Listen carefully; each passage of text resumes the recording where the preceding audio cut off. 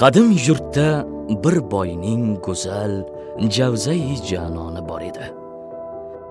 Uylarida bir malay yigit, halolligi ko'p bisyor edi. Ishqi tushib o'sha yigitga boy xotini yonardi zimdan. Ammo ishqin qanday so'zlasin, yo maktubin yuborsin kimdan? Bir kun qolgach uyda tanho, bolasini belab beshikka, xizmatkorin uyiga chorlabdi, qulf solibdi darhol eshikka.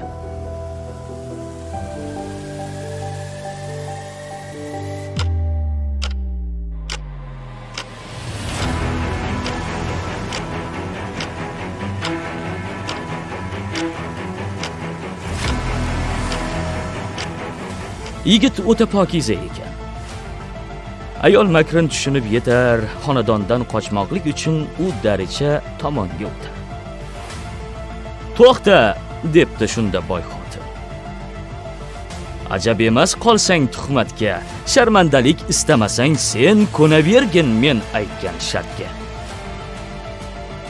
Garchi zino istamas qalbing, xayolingni bir joyga to'pla. Bolta bilan go'dakni o'ldir, yo sharobdan to'yguncha xo'pla."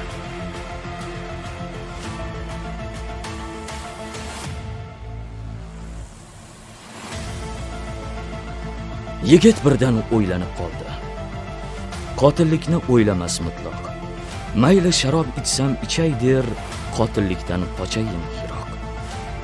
U sharobni xo'plagani on boshi birdan aylanib ketdi. Yo ichiga kirdimi shayton xayollari boylanib ketdi. O'sha shayton boy xotin tomon uni asta boshladi. Idrok etmay esin shu zamon boy xotinga o'zini tashladi. Xirsi qongach xizmatkor yigit boshi gangib qarar eshikka. Shu payt qonga to'lgan ko'zlari birdan tushar beshikka. Idrok etmas sira o'zini qo'llariga oladi bolta. So'ng go'dakni chopib tashlar u qotib qolar xuddi shu holda. Kelolmayin bir on o'ziga, qilmishiga pushaymon va lol. Zinokor u qotilligiga o'zi endi hayron ehtimol. Pok kishini yo'ldan ozdirgan, u hayrondir shayton ishiga. Juda beayb ko'rina olgan shu aroqning shum qilmishiga.